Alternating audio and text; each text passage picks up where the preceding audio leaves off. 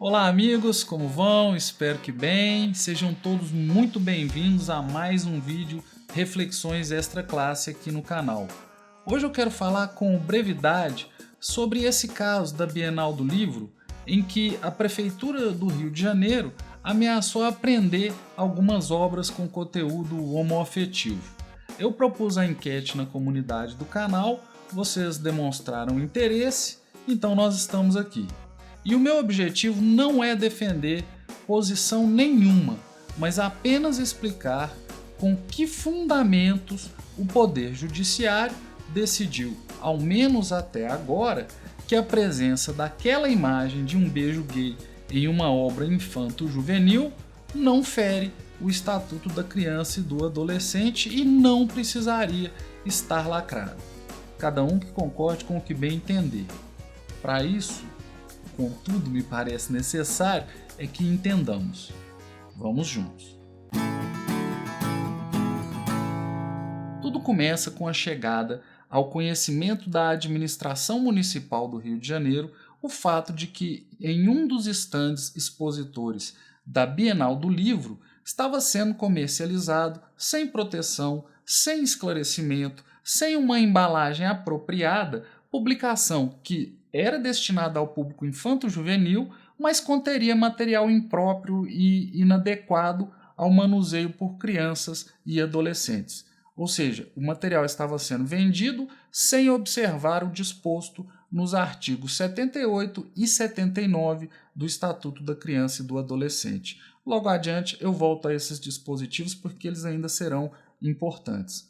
A Prefeitura do município do Rio de Janeiro, em face da informação, notificou a entidade responsável pela Bienal do Livro para que ela realizasse o recolhimento das obras que tratassem desse tema de modo desavisado, para que o público então fosse informado do que se tratasse e que, se não tomasse essas providências de que as coisas só fossem comercializadas em embalagem lacrada, com advertência do conteúdo, a prefeitura poderia apreender os livros e cassar a licença para a feira, além de outras penalidades cabíveis. Em face disso, a organização impetrou um mandado de segurança perante o Tribunal de Justiça do Rio de Janeiro, contra o prefeito do município do Rio de Janeiro e contra o secretário municipal de ordem pública do município, para que ambos fossem compelidos a não realizar busca e apreensão das obras que tratavam do tema do homotransexualismo e que também não cassassem nenhum alvará de licença de funcionamento da Bienal do Livro, que já aconteceu entre os dias 30 de agosto e 8 de setembro e já está encerrada. Após a concessão da liminar pelo desembargador Heleno Ribeiro Pereira Nunes, da 5ª Câmara Civil do TJ do Rio de Janeiro, proibindo a apreensão das obras, o presidente do Tribunal de Justiça do Rio de Janeiro suspendeu a liminar e também fundamentou a sua decisão nos artigos 78 e 79 do Estatuto da Criança e do Adolescente, que é a Lei 8.069 de 1990. O link para os interessados está na descrição do vídeo. A Procuradoria-Geral da República, em face disso tudo, propôs perante o Supremo Tribunal Federal uma medida pedindo a suspensão da decisão do presidente do Tribunal de Justiça do Rio de Janeiro. Essa decisão foi despachada pelo ministro Dias Toffoli, que deferiu o pedido e suspendeu a decisão do presidente do tribunal, reestabelecendo a liminar deferida pelo desembargador que julgava o mandado de segurança. Resumindo, com a decisão do ministro Dias Toffoli, a posição de força voltou a ser da Bienal. A prefeitura ficou proibida de cassar alvará de funcionamento, licença de funcionamento, apreender obras, etc. Mas com que fundamentos jurídicos isso se deu? Não era mesmo o caso de colocar essas publicações em embalagens lacradas e opacas? Pois bem, sem a menor pretensão de querer lhes dizer o que pensar, eu vou apresentar a fundamentação dada pelo Toffoli para decidir que não haveria necessidade desses lacres ou proibição das publicações. Foi isso que ele decidiu. Para isso, eu quero começar pelos 2 artigos mencionados nas várias decisões, que são os artigos 78 e 79 do Estatuto da Criança e do Adolescente. As revistas e publicações contendo material impróprio ou inadequado a crianças e adolescentes deverão ser comercializadas em embalagem lacrada, com a advertência de seu conteúdo. Parágrafo único. As editoras cuidarão que as capas que contenham mensagens pornográficas ou obscenas sejam protegidas com embalagem opaca. Percebam que o artigo 78 não trata de publicações destinadas ao público infanto-juvenil.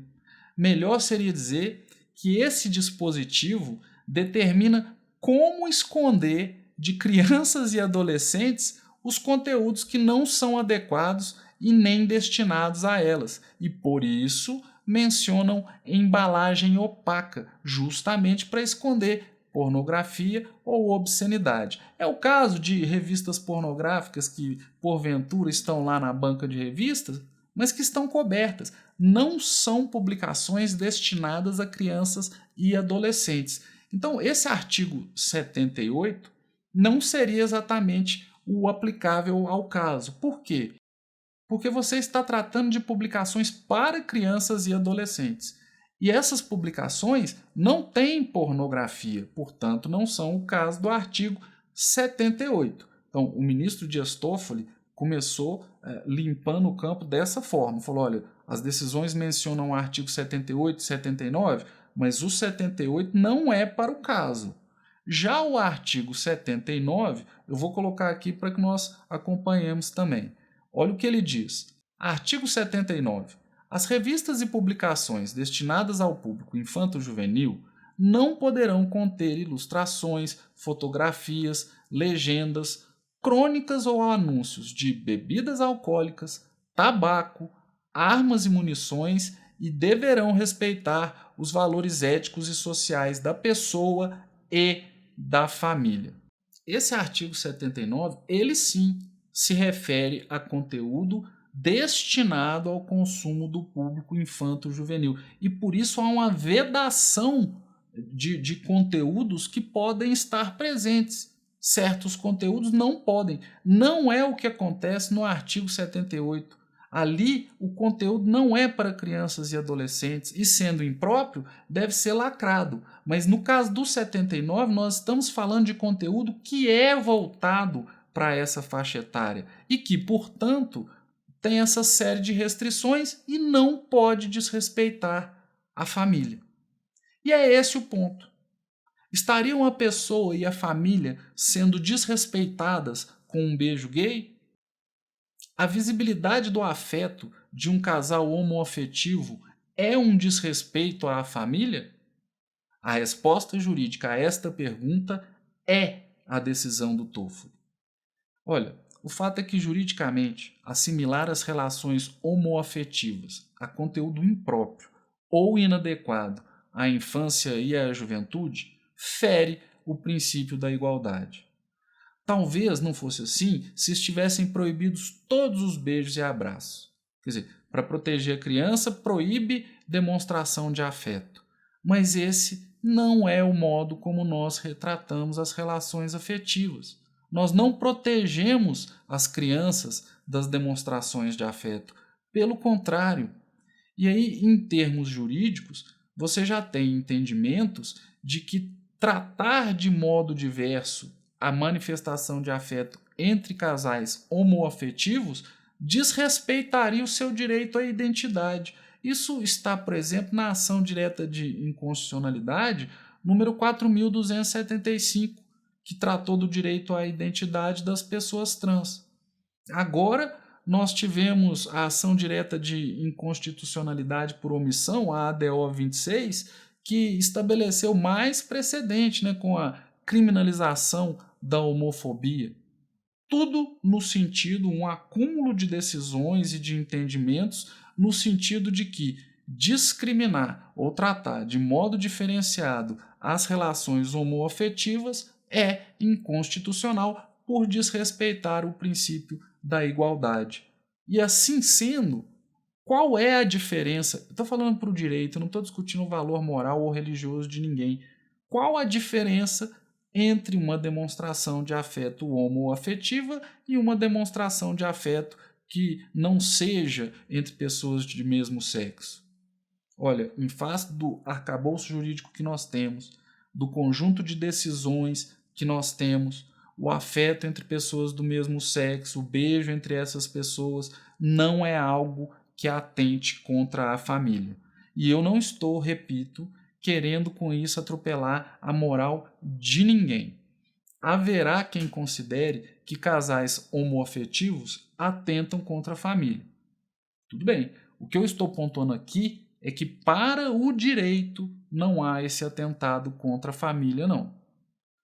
Eu compreendo que com fundamentos religiosos alguém queira criticar a homoafetividade. Eu acho que está dentro da liberdade de expressão também, não deve se proibir isso não. Mas daí a transformar esse entendimento em política do Estado, em interpretação das normas e da ação estatal, eu acho que há uma distância. E para isso, o direito teria que anuir com esse tratamento diferenciado entre casais homoafetivos e casais não homoafetivos. Há pouco tempo atrás, o direito anuía, hoje não mais. E com isso foi que o Dias Toffoli, entendendo não haver pornografia ou imoralidade naquelas publicações, entendendo não haver afronta a valores familiares em uma imagem de afeto homoafetivo, decidiu por proteger a Bienal. Há algum tempo atrás, o entendimento jurídico certamente seria outro. Na minha época de graduação, para vocês terem uma ideia, cirurgias de redesignação sexual eram tratadas como crime contra o operado, lesão corporal, o que interditava aos médicos a realização desse tipo de cirurgia. Hoje, a interpretação e a legislação mudaram. E o mesmo ocorreu com as relações homoafetivas em geral. Esse é um canal de diálogo. Ninguém é obrigado a concordar com ninguém sobre coisa alguma.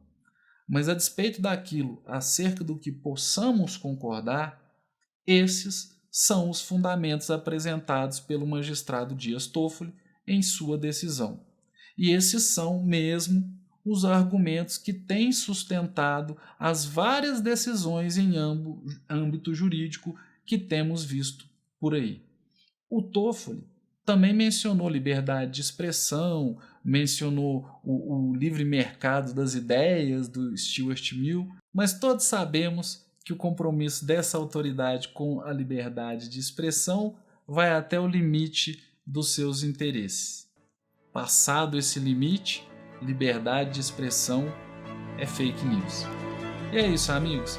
Obrigado pela atenção, pela paciência de terem me acompanhado até aqui. Eu espero ter ajudado a esclarecer um pouco dos fundamentos jurídicos que orientaram essa decisão do ministro Dias Toffoli e que tem orientado a maior parte das decisões para casos semelhantes.